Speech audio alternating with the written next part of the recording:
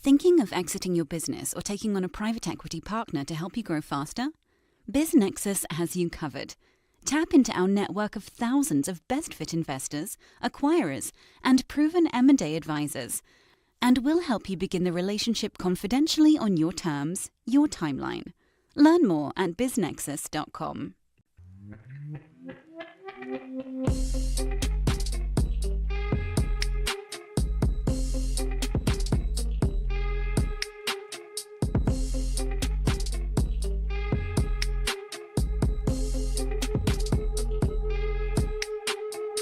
Disclaimer from the always present legal team. Podcast conversations don't necessarily reflect the views of BizNexus Incorporated. Everything you hear is informational news and updates from around the industry. We're not recommending any investments. We're not offering any investment advice. Be sure to do your own homework.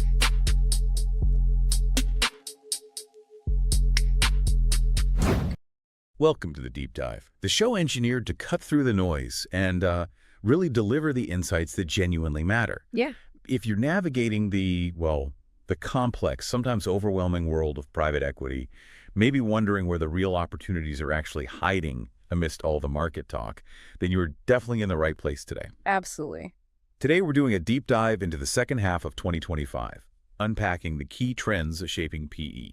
We'll focus on, liquidity, the real impact of AI, and maybe most interestingly, how to find that real sustainable alpha in the often overlooked lower mid-market. Exactly. And we've basically distilled a whole collection of recent insights for you, perspectives from industry leaders, plus a really clear call to action from our friends at Finquest. Oh, okay. Think of this as your shortcut to what's truly important for deal makers, for investors, or frankly, anyone curious about these market shifts.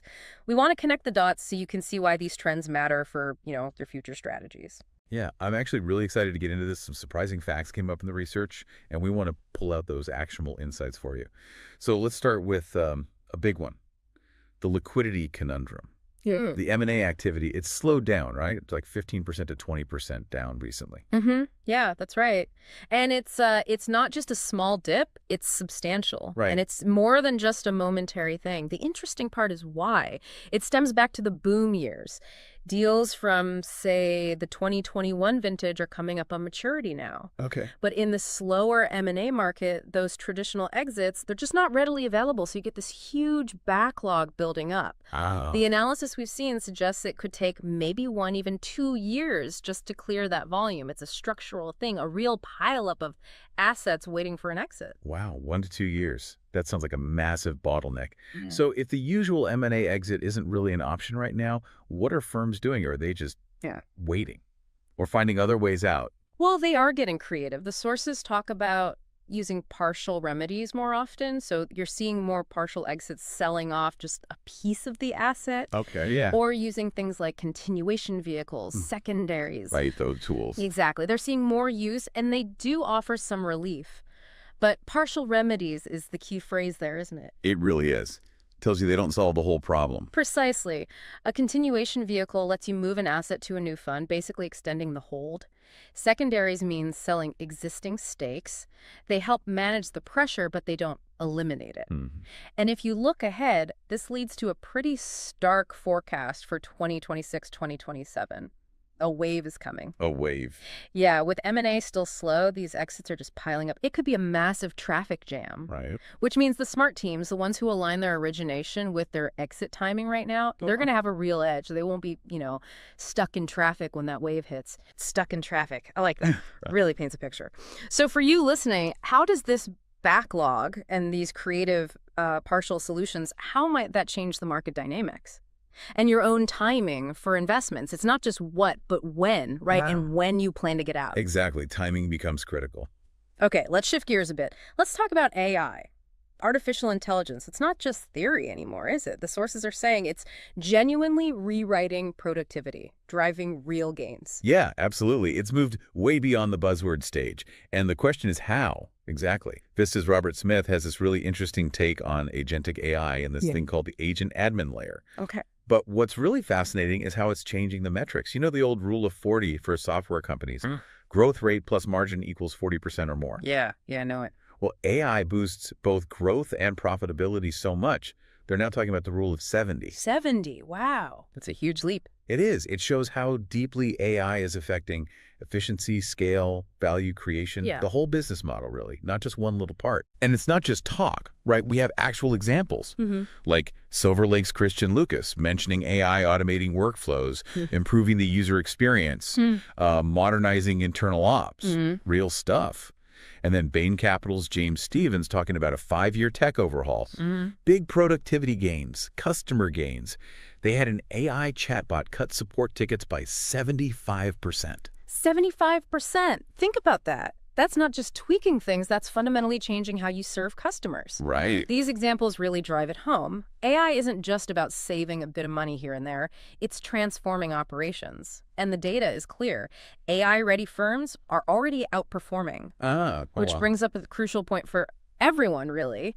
It's not enough anymore to be just AI curious, watching from the sidelines. Yeah. You have to be AI ready, actively integrating it, using it strategically. The advantage is definitely shifting to those who are proactive. AI ready, not just AI curious. That really sums it up, doesn't it? So, for you listening, how could AI impact your world, your business, your field, even outside PE? Where are those opportunities for automation or better CX or more profit that AI could unlock? Good question for people to ponder. Okay, now let's talk about finding alpha. Where can deal makers find that overlooked edge? Our sources point to this really interesting overlooked layer in the market, just below where everyone else is looking. That's right. It's insightful because, everyone's crowding into the mid-market, right? Chasing those bigger, more obvious deals. But the real white space for sustainable alpha, as they put it, might be just below that, in the lower mid-market. Okay, define that for us. What size are we talking? Generally, the sweet spot, according to the sources, is companies with revenues between, say, $5 million and $150 million. So not tiny, but definitely not the headline-grabbing deals. But huge potential there, often untapped. And what makes them so attractive? What are the characteristics? Well, several things. First, they're often founder-led, which usually means a clear vision, strong culture, deep niche knowledge. Right, passion. Exactly. And crucially, they tend to be under the radar of the bigger PE firms. Less competition, which means potentially better entry prices, more room for smart investors to create value. Okay, makes sense. Less of a bidding war. Precisely. And here's the kicker, connecting back to our earlier points. They are often ripe for digital transformation. Okay. That's where it gets really interesting for PE, isn't it? Absolutely critical. Especially if you look at Europe, there's a massive opportunity there. The sources state, pretty bluntly, that 90% of European SMEs lag U.S. peers by 10-plus years in tech adoption. 10 years. Wow. That's quite a gap. It's huge, a significant chasm. And that means an enormous, largely untapped potential for creating value just through digitalization. The biggest opportunities seem to be in Germany, France, Spain, Italy, places where that digital gap is really pronounced. And the insight is key. Digitization doesn't just add value, it unlocks it. It's not just about small improvements. It's fundamental transformation, better operations, wider reach, automating things, maybe even new revenue streams they couldn't access before. Right. So for a PE firm, you bring the capital, the know-how, the strategy, and you can rapidly modernize these solid but maybe technologically stuck businesses into something much more efficient and high growth. That's a powerful arbitrage opportunity, really. So the advice is pretty clear then. Double down on the lower mid-market. That's the message. It's where you can find that sustainable alpha. Yeah. Partly because there's less competition, and partly because these companies are often ready for that big digital leap. So for you listening, have you ever thought about the value hiding in these smaller, maybe less obvious companies? Maybe the big opportunity isn't where everyone's looking, but just, one layer down. Yeah, definitely worth considering. And shifting slightly again, the sources also really stress that smart deal making now is focusing hard on sector strength and execution speed, much more than just trying to make broad macro calls. Right. So less about predicting the whole economy, more about finding strong niches. Exactly. I mean, macro stuff matters, sure. We saw the ECB cutting rates faster than the Fed, tariffs causing temporary freezes. But the sentiment, summed up by Carlyle's Steve Wise, is basically, we're done waiting. We're done waiting. I like that. Sounds proactive. It is. It signals a big mindset shift. Firms aren't just sitting back hoping for perfect conditions. They're making their own opportunities, being very targeted. And do the sources point to specific sectors where this is happening, where the focus is? They do. The resilient sectors getting the most attention right now are defense tech, cybersecurity, and health tech. Okay, that makes sense. Areas with pretty steady demand drivers, less tied to the general economy. Exactly. And what's interesting is, despite the slowdown and these shifts, there's still a mountain of dry powder out there, around $1.2 trillion globally. Wow. So capital isn't the problem. Not at all. The challenge is finding the right targets in these resilient sectors and then, crucially, executing the deal quickly and effectively in what's still a competitive space for good assets. Right. So it reinforces that idea.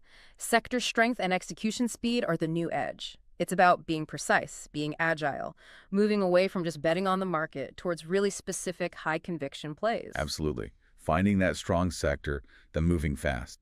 That seems to be the winning formula now. So for you listening, how does this shift maybe change your own thinking or your career focus? Are there sectors you need to understand better or skills around deal speed you need to sharpen? Good questions. And all these points really come together in some clear, actionable lessons for deal teams that we pulled from the sources. These aren't just observations, they're more like strategic imperatives. Yeah, let's summarize those. They really tie it all together. First, be AI ready, not just AI curious. Get beyond just looking at AI. Actually integrate it in your firm, in your portfolio companies. Drive real value. Crucial. Second, double down on the lower mid-market. That overlooked sweet spot, especially ripe for digital transformation, holds that sustainable alpha. Right. Don't ignore it. Third, focus on resilient sectors, not macro forecasts. Target areas like defense tech, cybersecurity, health tech.